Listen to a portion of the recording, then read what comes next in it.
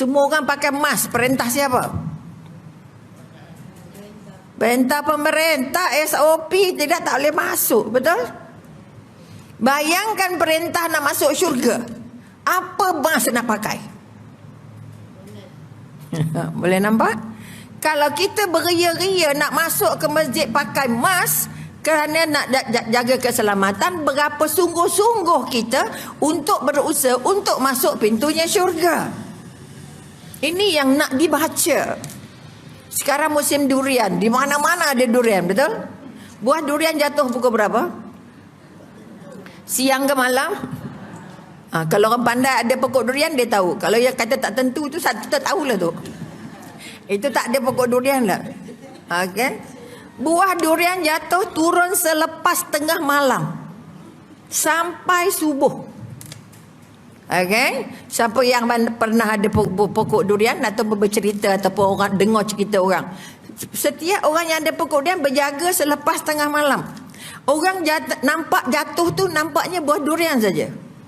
Boleh nampak? Tapi kalau dia orang beriman, apa yang kita nak baca dari peristiwa jatuhnya buah durian ketika subuh ataupun sedikit selepas tengah malam?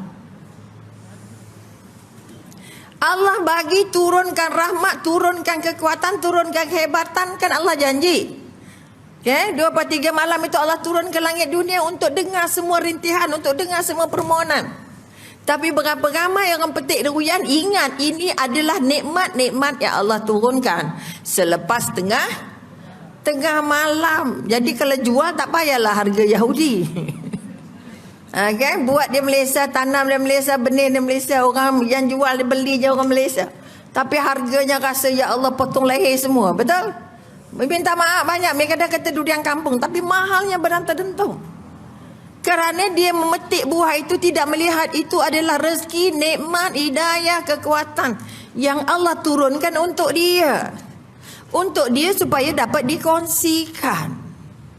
Ini kekuatan yang nak dibangunkan. Sebab itu kalau kita terkejut, Allah kejut kita untuk pergi toilet selepas pukul 12, selepas pukul 1. Syukur. Syukur sebab itu Allah kejut kamu. Tapi kata, ya Allah tengah malam lah pula. Banyak minum lah tadi ni. Nampak tak? Lambat lagi pukul 5. Nanti kan macam mana? Subuh pula anyut. Allahu Akbar. Boleh nampak? Maka peristiwa yang ujian-ujian yang kita lintasi ini adalah merupakan ujian untuk Allah bagi kita jambatan.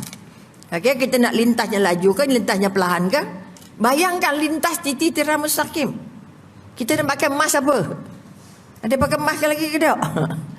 Maka kekuatan pertama yang nak diangkat ialah kita merasa bahawa iman saya semakin kukuh. Apa tanda iman saya kukuh? Saya tidak lagi banyak bercakap benda yang membazir. Allah dah tutup mulut. Jangan cakap banyak. Mulut tak boleh tutup. Tutup pakai kain. Tutup pakai mat. Bercakap juga.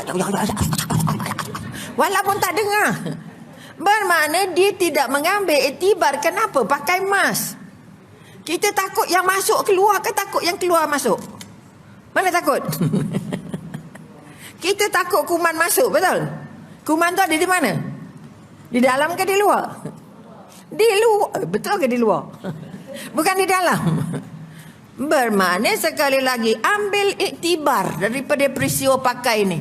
Ya Allah, ya Tuhanku, oleh kerana aku banyak sangat cakap, ya Allah, turun perintah SOP tutup mulut. Betul? Yang takut jangan buka, yang tak takut buka. Kalau pening, kalau tak pening. Kita pakai, sebab itu kita kata mask ni untuk kita bergerak. Kalau kita duduk dan diam, seseorang jogging, seseorang tak payah. Contoh ni, kita kena faham ilmunya. Kalau tidak letih, kita tutup mulut. Boleh faham? Apa sebab tutup mulut? Tutup mulut pertama tak boleh pakai lagi, sekali pakai je. Imbazir pula, tadi sekejap je pakai. Betul? Kena ada ilmunya. Maka kita kata Allah bagi tutup mulut ni, syukur alhamdulillah ya Allah. Bukan saja untuk sihat fizikalnya, tapi untuk sihat dalamannya. Kalau fizikalnya saja, kalau mati, matinya syahid. Tanda ke mati syahid? Kita ni takut tutup ni, takut apa? Takut apa? Perintah. Betul tak? Kalau nak mati, mati juga. Tutup mati, tak tutup pun mati. Ini yang namanya kita ni ada masalah krisis keyakinan. Sebab kita tidak berfikir mengambil apa yang Allah jadikan itu, yang diperintahkan itu sebenarnya untuk bantu kita. Tapi tak payahlah sampai orang tak mandi bukan nampak tutup mata muka. Contoh. Ataupun janganlah sampai tak gosok gigi bukan nampak. Gigi palsu tinggal doktor. Ada semalam sahabat dah pakai kan. Sebab dah pakai ni jadi singgah sekejap rumah saya sebab kenapa Kak mau cakap macam ni? Padahal dah tutup dah mulutnya. Pagar tinggal. Itu contoh. Ini yang kita kata adalah maknanya kita kata kita tidak ambil kira. Kalau nak zikir tak ada gigi boleh ke tak boleh? Ini pun masalah. Sebab itu Allah bagi tutup mulut kamu untuk dengan manusia. Tapi jangan tutup dengan Allah.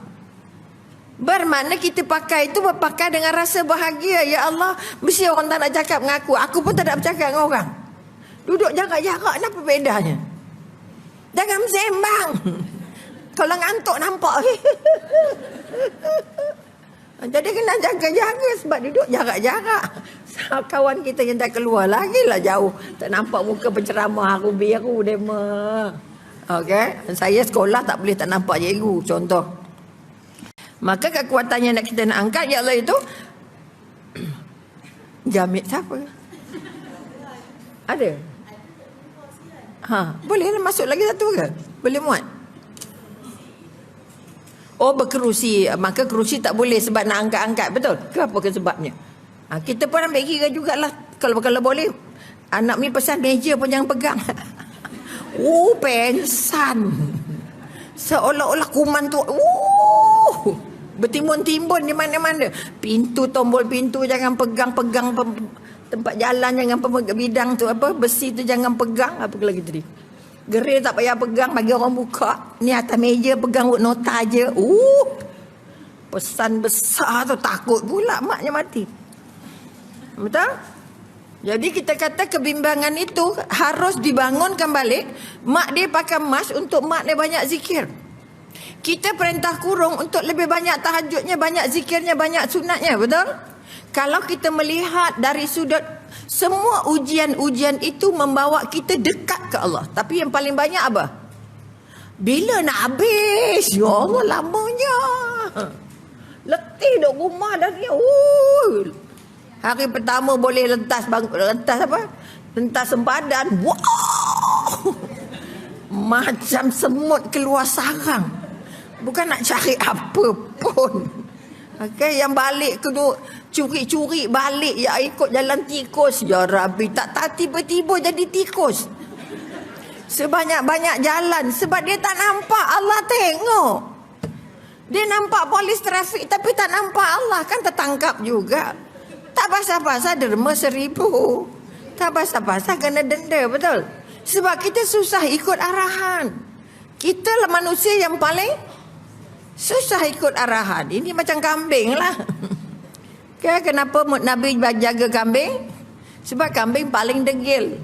Dia mendidik sabar. Jadi kalau kita ni senang bahagia dengan apa yang ada sekarang. Tadi muka.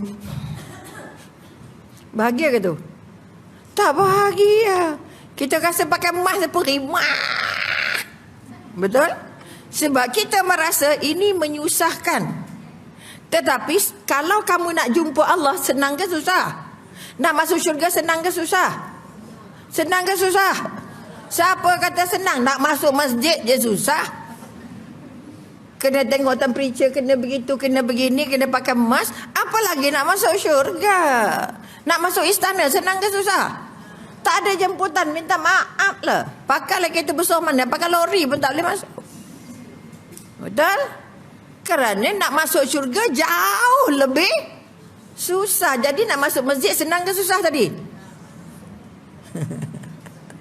Kena ambil temperature, cuma main. Kena gitu, kena tu muka tak cantik tu. Okey, sebab itu kita kata kita boleh senyum pakai mata. Tak payah pakai bibir, betul? Tapi susahnya nak senyum macam mana? Sebab kita tak biasa. Maka jadikan kebiasaan, new norma, norma baru, betul?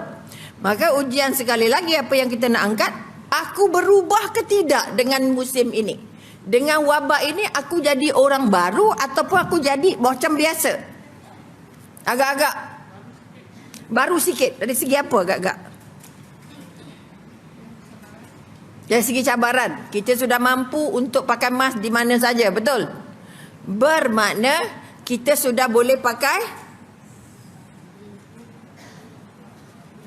makeup. Kita sudah boleh tutup mulut sebab sudah praktis. Siapa pernah melihat begitu?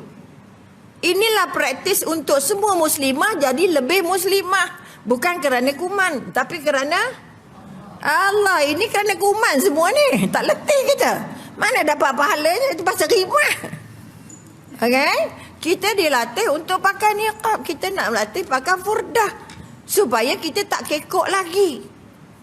Kalau kita melihatnya dengan mata putih. Dengan hati putih. Okey, ini kekuatan-kekuatan yang nak dibangun.